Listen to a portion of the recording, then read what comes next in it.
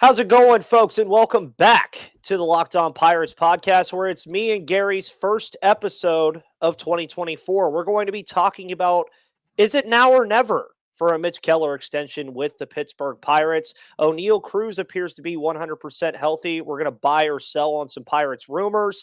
Gary's going to talk about PiratesFest a little bit and all the fun people that he met. And we're going to talk about all kinds of other things, too, here on the Locked On Pirates podcast, brought to you by Jace Medical. You are Locked On Pirates, your daily Pittsburgh Pirates podcast. Part of the Locked On Podcast Network, your team every day.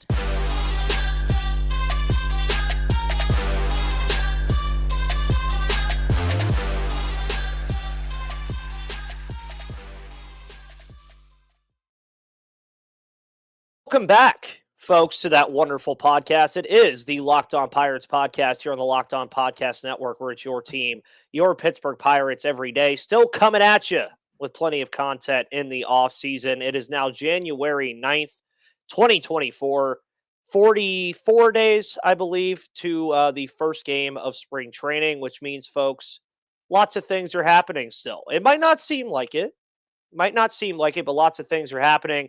And usually at the front of these things happening and knowing what's going on, a lot of these things, is Gary Morgan, who had a very fun time at Pirates Fest over the weekend. It looked like a lot of people did. I wish I could have came up there for it. I also enjoyed seeing all the mystery bag stuff. Thought that was very fun, Gary. I imagine, did you get a mystery bag, Gary? What was in your mystery bag? I didn't get a mystery bag. I have no desire to collect autographs, and there's nothing in there they really could have enticed me with. So come on, a Heath Hembry signed baseball doesn't entice you to get a mystery bag? I mean, come on. No, Gary. and it's funny, people acted like that was a brand new thing, like they just started doing it. Like in 2020, I think I got a signed ball from a reliever that hadn't been there in 2 years. I can't remember the name of the guy, to be honest with you. It's been going on for a long time. It's not the best use of those things, but it is what it is. Well, it looked like outside of that, it looked like Pirates Fest was very fun. I got to read up on a lot of the Q&A stuff that happened, and there was a lot that we kind of learned from that Q&A. But obviously, you guys see the thumbnail and the title of today's episode about the potential of this being a now or never thing on getting an extension done with Mitch Keller. Now, when I say now or never, and when this title says now or never, I'm not meaning quite literally at this exact moment that me and Gary are talking, they need to have a Mitch Keller extension done on January 9th. But I do think that moving forward, especially with how his contract works and the years that they have left on him, and some of these contracts that we've seen this offseason with these starting pitchers, that you could really argue Mitch Keller is better than some of these guys that have gotten a lot of money. Over the next 2 or 3 months, or like including this month, I do think that the Pirates need to strongly consider locking him up long term, because if they don't do it this offseason and he comes into 2024, Gary, and has even somewhat of a similar season that he had to 2023 in that All-Star campaign, does he just price himself out of Pittsburgh at that point?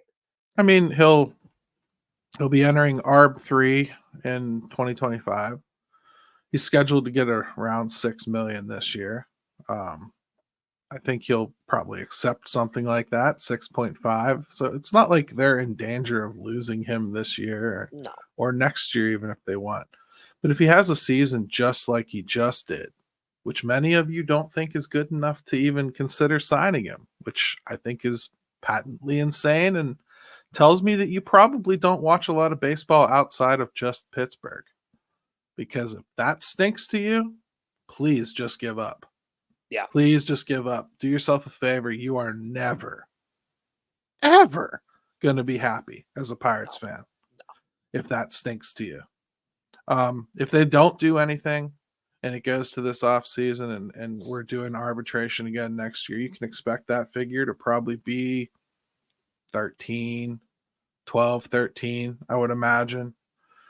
That's the only leverage the Pirates have to get this done, is these 2 years in which they could overpay him so that he hopefully accepts something a little more reasonable to Mhm. buy out a few years of his free agency. That's Yeah. it. And even that, if I'm Mitch Keller, man, I'm pushing back. I kind of you're not going to screw me and keep me wrapped up till I'm 32 years old and then send me off into the free agent market. I want to be 34 or I want to be 30. Yeah. So they're not going to get out of this cheap, but they've put themselves in this situation, and he has put them in this situation by taking so long to become good.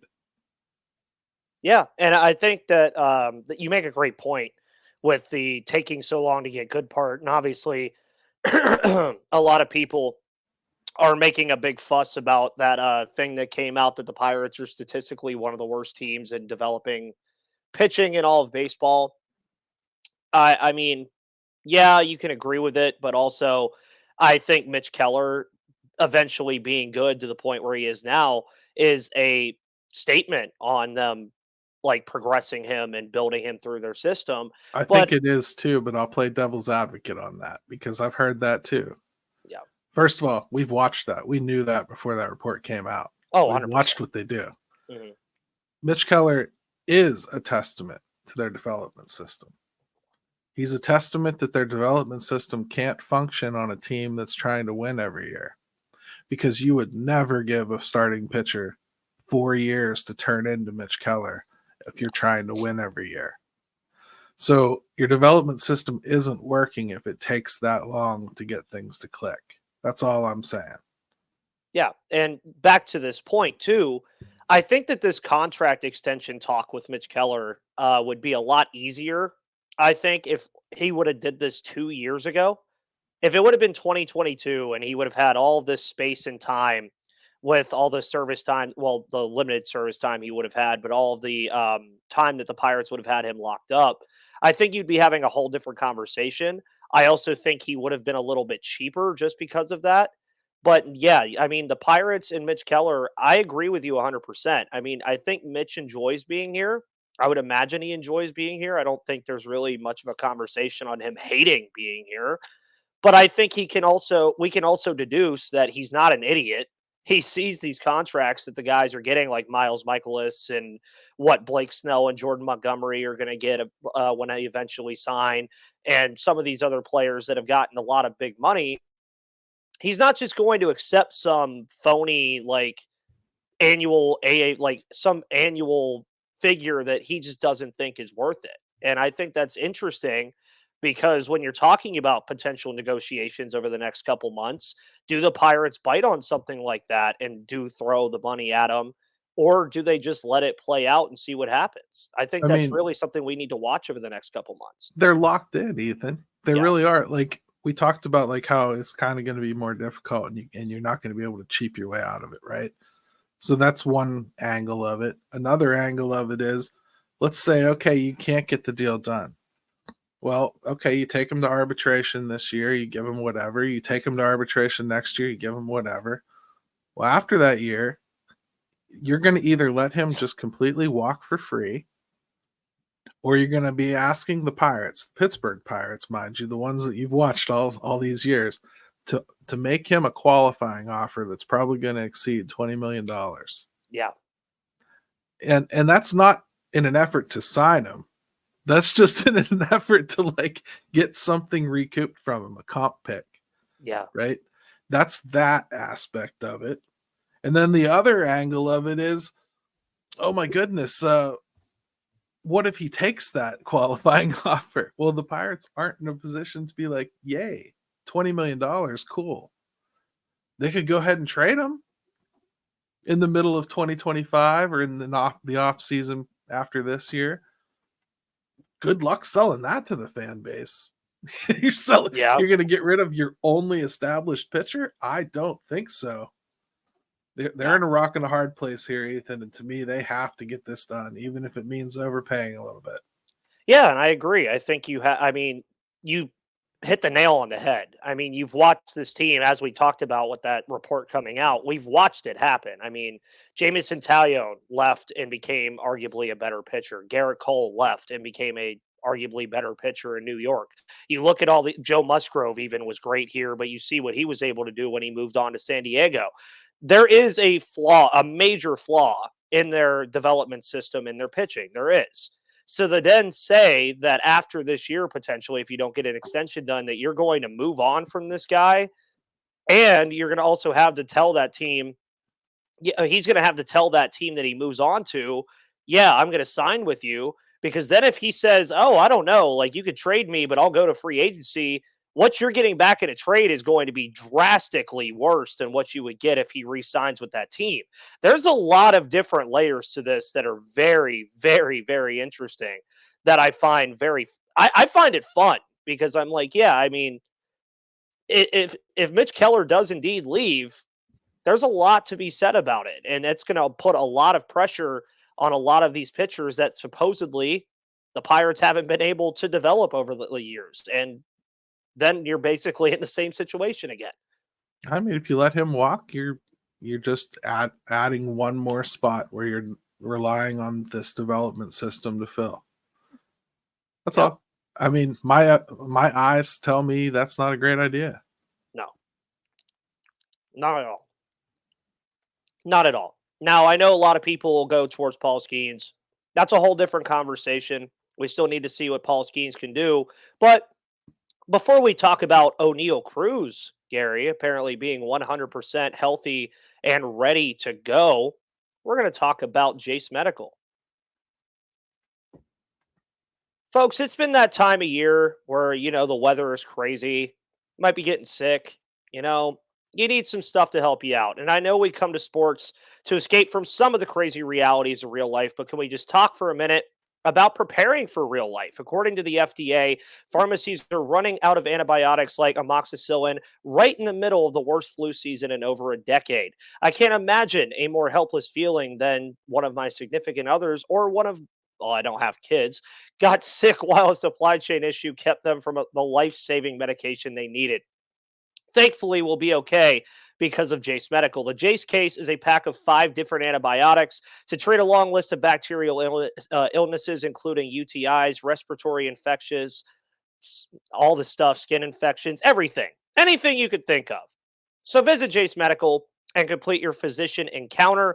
It will be reviewed by a board-certified physician, and your medications will be dispensed by a licensed pharmacy at a fraction of the regular cost. It's never been more important to be prepared than today. So go to jacemedical.com and use offer code LOCKEDON to get $20 off your first order.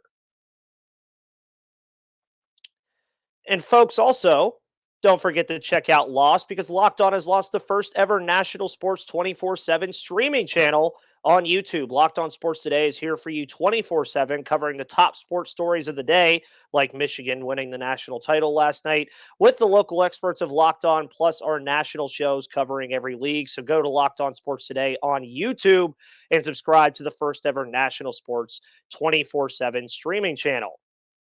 So some Pirates Fest stuff, Gary. Before we get into the Oneil Cruz stuff, talk about Pirate Fest a bit. I was not there, have never attended. I would like to attend at some point, but I heard it was a very fun time. A lot of good people. That's just what I saw based off a lot of the pictures. But how was it for you? I mean, all of these events are kind of the same for me at this point. Like, I'm not really there for myself anymore. I end up running into people pretty much the whole time. So I guess it's changed for me a little bit. Kids seem to have a really good time. That's what's most important. Season ticket holders were very well taken care of. The Q&A, as much as everyone was upset about all the pre-screened questions, they ended up taking, I'd say, a good 50% of the questions were live from the audience, and some of them were tough, and the ones they picked were tough. But the answers weren't. I mean, the answers were what you would expect. A lot of double talk and a lot of dancing around subjects. We did get some nuggets. Players were pretty free with their time. I would never recommend somebody coming from, say, South Carolina or Georgia like you for something like this. It's not worth it, I don't think. Mm-hmm. But if you're local, it makes a lot of sense to hop over and spend a couple hours there. It's not something I personally would want to stand there for 6-7 hours doing. Yeah. But it And was fun. I saw a lot of fun stuff. Like I saw it appeared like Palacios had a good time talking with everybody. I saw I think it was Jim's son got to play Madden with Brian Reynolds. He did a home run off Mitch Keller too. So Well, there you go. See, that's what it's all about. That's what I like about those kind of events is get the kiddos involved, let them have fun. Those are core memories that they're going to grow up and get around my age, 25. They're going to remember that stuff, even up to like the 30s and 40s. It's stuff that they're going to eventually tell their kids. That's all Pirates Fest is about. And you were talking about one of the nuggets that we got out of Pirates Fest. And I did my New Year's resolution show last week. Now, folks, again, the posting stuff was because of this little guy right here that decided he wanted to break. Like literally this just broke. And every time I hook it up, that's where that echo came from. So we're just using this guy until I get something new. But I was keeping up with everything. And part of the nuggets that we got was Oneil Cruz. And there was a lot of question marks about where his health was still. How is he going to be going into spring training? And the Pirates seem to be pretty firm on saying he's 100% healthy. That seems like the emphasis of what I saw. They do. They've said it. He said it. If they were trying to hide him, they did a terrible job because he walked all around that thing. And, that's what I heard. I mean, I ran into him and I just basically pointed at his ankle and I'm like, "You good?" Right.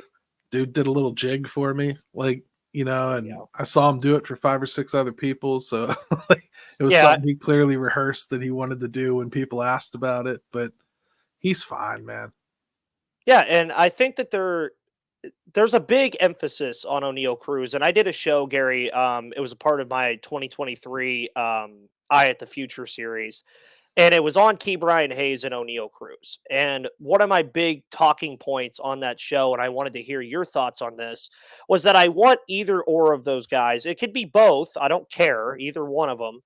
But I want one of those guys in 2024 to be the unquestioned leader of this clubhouse. And when I mean unquestioned leader of the clubhouse, I'm saying not only are they like a voice, I want them to be the players that get them out of that 3-game losing streak and don't let that 3-game losing streak turn into a 5-game losing streak or a 9-game losing streak like we saw last year when they were in the middle of the NL Central race and then they just got smoked by the NL Central 10 games in a row and never recovered from it. I feel like, and another point that I was making about this too, is a lot of people would point at David Bednar as a clubhouse leader, and I agree with that, with him having his Pittsburgh roots and all that stuff. But I do think a position player needs to really be that player that moves forward with that. I think Cruz could be that kind of player. Hayes as well. I think they both could be.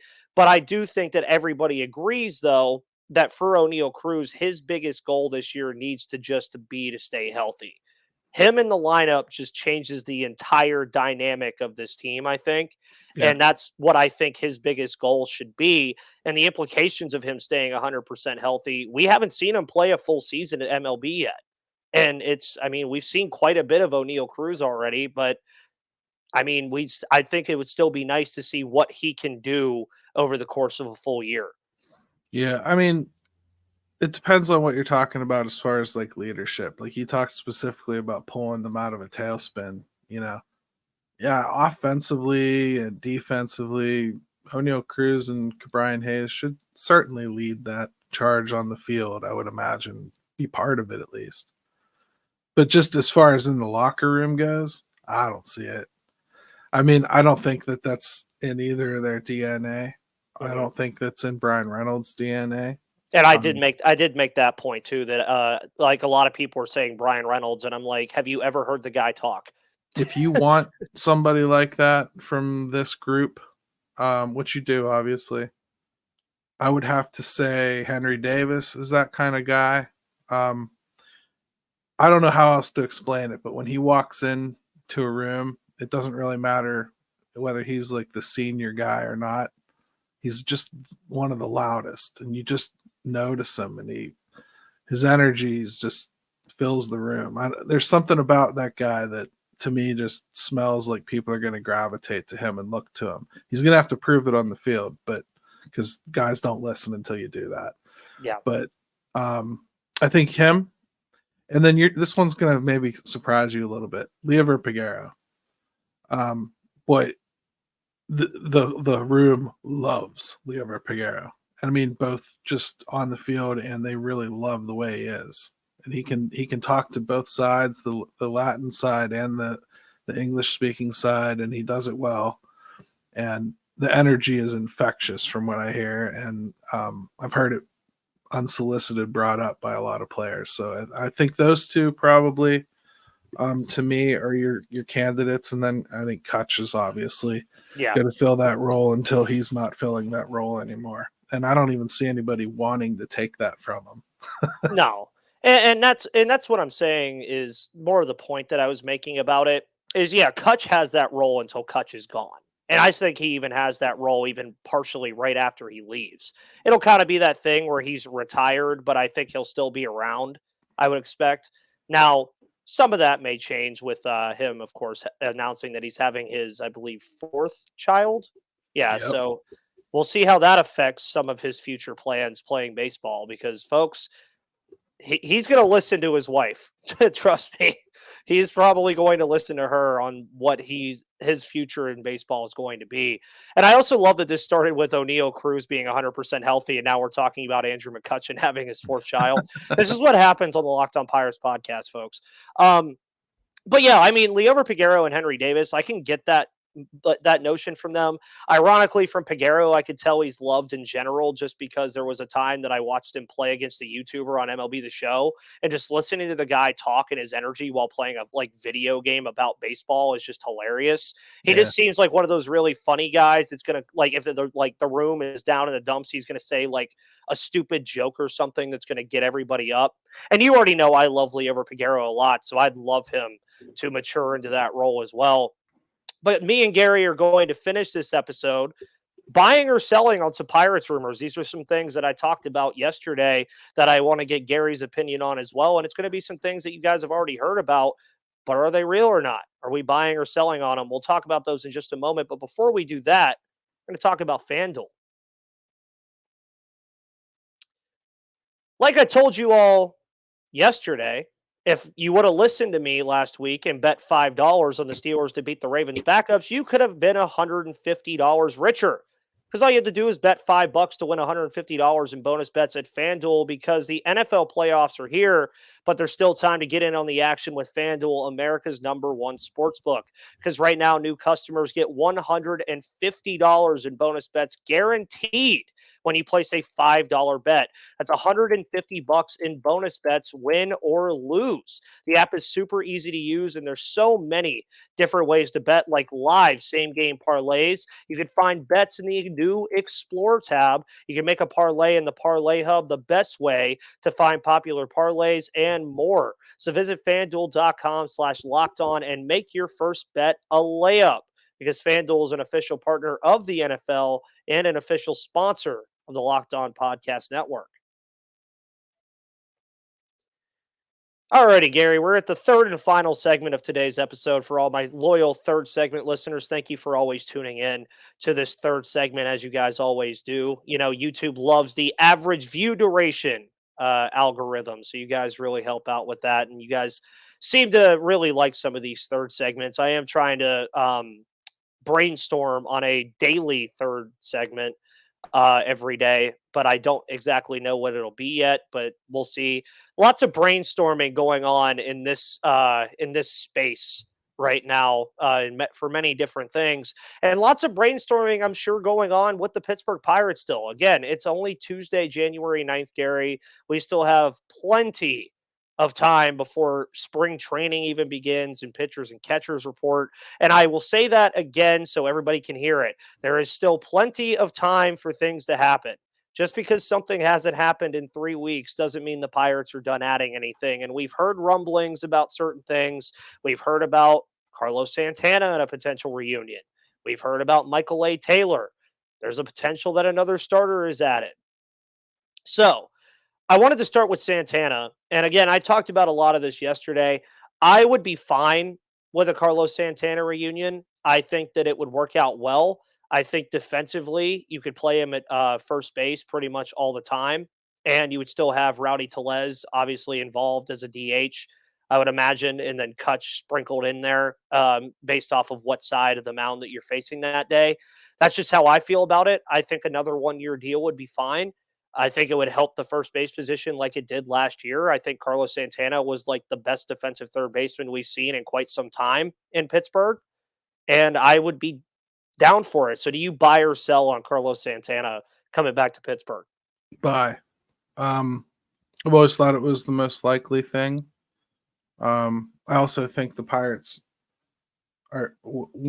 started out very firm that they probably didn't want to give him much of a raise over what they gave him last year. And I just think what he put on tape last year, even though he's officially older than the too old he already was last year, I think we're going to see him probably get a little bit of a raise. He played that kind of defense. I mean, 39 is 39. It's not like you're excited about it, but he put a season together last year that to me just guarantees he's going to get a raise.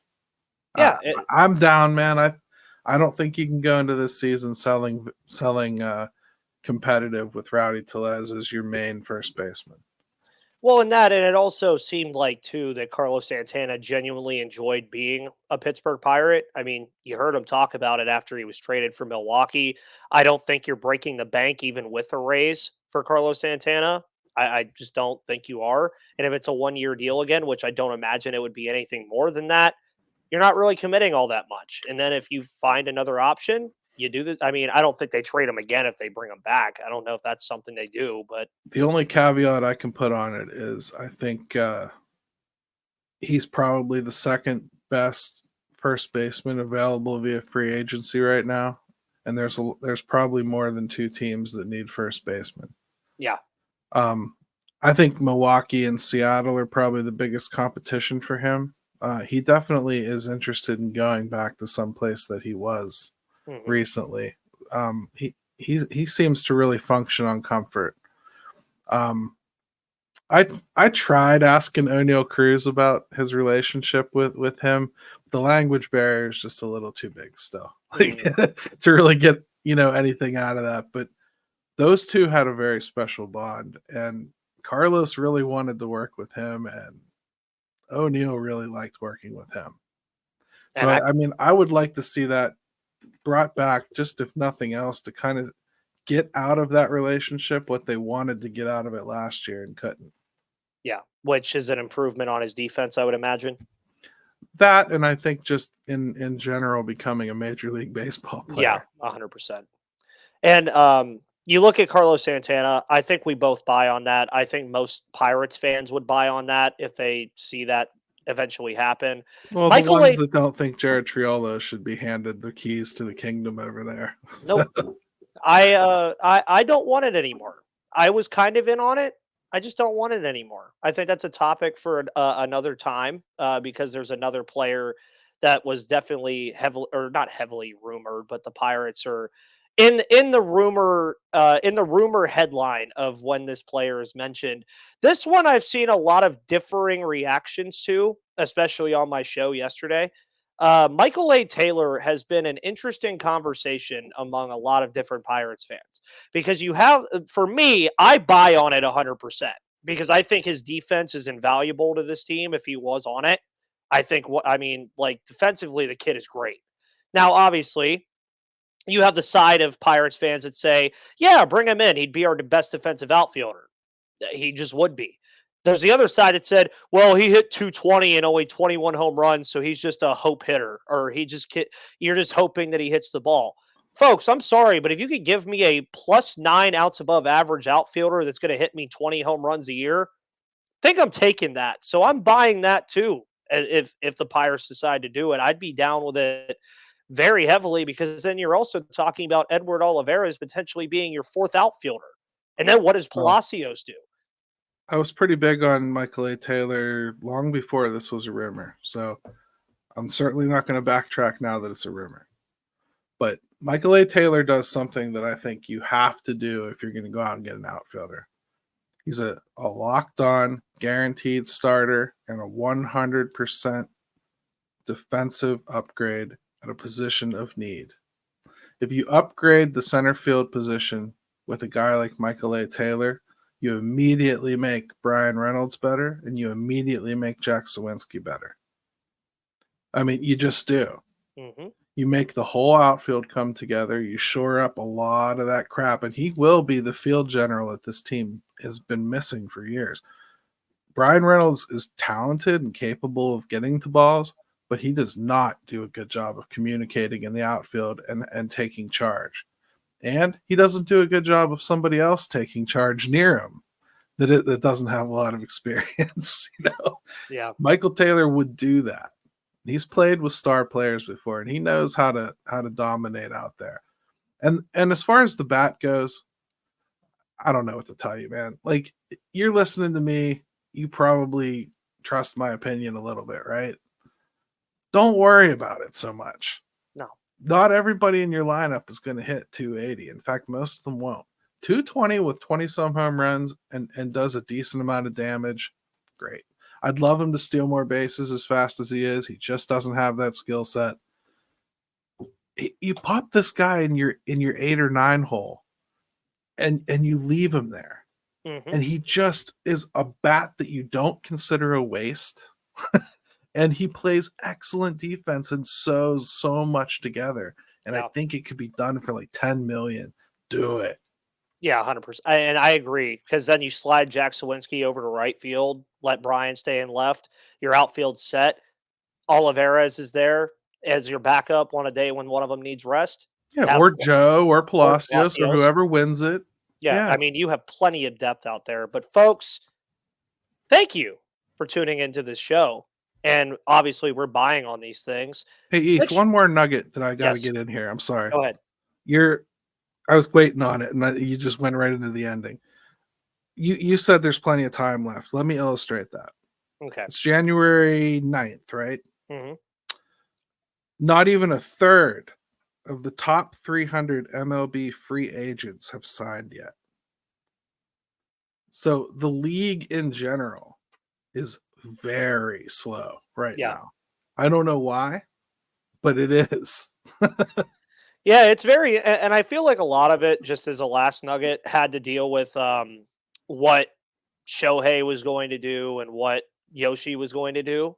I feel like a lot of that had to deal with it, and then you're kind of seeing things pick up. Like you saw the Robbie Ray, Mitch Haniger trade. That's something that I think that's kickstarting things again, where you're starting to hear things. I would imagine the end of this month or February is when we really start seeing things happening, because teams are going to want to sign pitching before pitchers and catchers report. That they're going to want to have these guys in the organization already. That's what I would expect. That's just what I think will happen. But obviously, I mean, hey, you can listen to me or not, but I did say the Pirates are going to sign Martin Perez this offseason. So I did say that a while ago. So if you guys got DM proof of it. Yeah, I think you do. Yeah, I was going to say, I think I told you. I was like, we should sign Martin Perez, and it was on my offseason wish list. But folks, again, thank you so much for tuning into this episode of Locked On Pirates, the first with myself and Gary of 2024. Obviously, this will be coming to you throughout the whole year. I believe this is year 3 or 4 of us doing this. So you guys are used to Gary being on the show. Obviously, Tuesdays during the offseason will probably revert back to Mondays into regular season. So that's how that thing will move forward. Obviously, you can find Gary over at the Pirates Fan Forum. That's where he'll be. Every Thursday, it's live. Audio comes out on Saturday. I'll be here at Locked On Pirates. You can follow me on Twitter right there at MVP_Ethan or at Locked On Pirates. Thank you all, by the way, for 2,500 followers over there on the Twitter account at Locked On Pirates. You follow Gary over at GaryMo2007. And folks, thank you again for tuning in. Have a wonderful rest of your Tuesday, and I'll see you on the flip side.